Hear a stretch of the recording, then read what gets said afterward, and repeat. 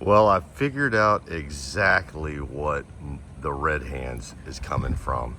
And I should have been able to tell before, but once you actually have a little bit of contrast, true contrast, you really see it. So I've cleaned a little bit of the moisture inside there, and I'll show you how in a second, but look at that. Look at the contrast. Like, it's clear as day that the red hands are coming from too much moisture in there. I did not take the camera housing off, but what I've done, and this is based on seeing some other folks just try this for the initial thing, is I've just taken a spatula like that because it's pretty thin, and then one of those very thin cloths that you use for cleaning eyeglasses and watches and stuff like that.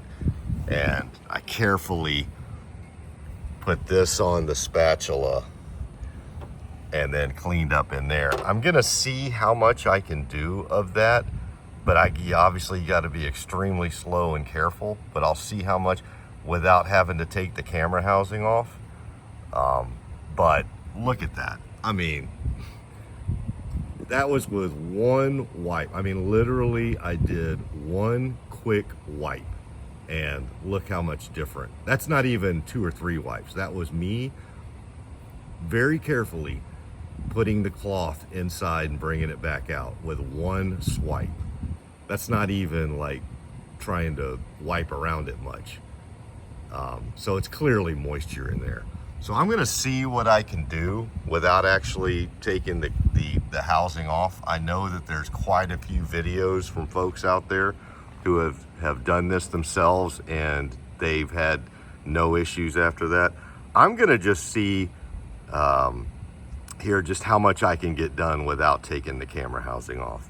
And then we'll just go from there. All right, everybody, JC here, bye. All right.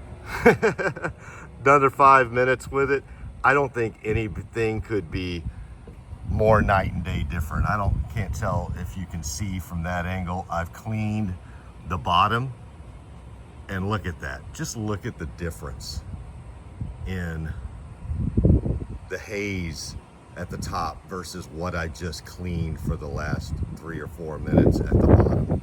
And this was with a spatula, and a very thin spatula and a thin cloth, that one of those cloths that you use, like I said, for your eyeglasses or watches. Let me come around here, get up that. I mean, so it's clear. Look at this. Look at that. Yeah. So, mystery solved. I just gotta find, I'm gonna see if there's any way I can get a little further up north without taking the damn camera housing off. I do have a service appointment set for the 27th. I'm still gonna do that. But if I can get these things cleaned myself a bit and at least give it a better feel of it, but I mean, look at that. This camera's literally had one arm tied behind its back this whole time. And I'm mad at myself that I didn't even notice it. I guess when it's all together and you don't have the contrast, and let's be blunt, my windshields haven't been the cleanest in the world either. So yeah, just wanted to let y'all know about that. That's what I'm doing right now. I am going to attempt to do as much of this as I can do without actually taking the camera housing off. I just personally, I'm not so sure I'm comfortable doing that. I'll leave that to the service tech if they need to do that. But I'm gonna get this thing a little cleaner than it is here. All right, everybody, just thought I'd let y'all know. I just can't believe that I didn't notice this before. But again, until you see the contrast, there you go. Look at that. That's what my front camera has been dealing with, and I didn't even know it. All right, everybody, bye. All right, that's how it looks now. You can still see there's a little bit of moisture and haze in there at the very, very top. And also, I'm gonna try to, I literally, all I used was this spatula that's very thin and this type of cloth here. And look at that. I mean, you can't see much of it now, but maybe right there, but that was all over that. So we'll just see if that makes any sort of difference.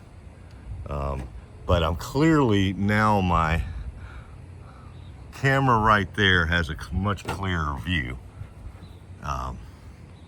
than it did before. Sorry, I know the sunlight, but just wanted to point that out. I'm like, okay, let me just take a look at this thing. And I was looking at some videos online from a bunch of folks in the Tesla community, and they were like, hey, if you're not comfortable taking the camera housing off, which I'm really not, there's a couple other methods. And this seemed to work really well for me. I mean, just look at that, much cleaner. I'm gonna see if there's a way I can get a little bit further north there, but I don't know. With what I've got now, we may be good to go.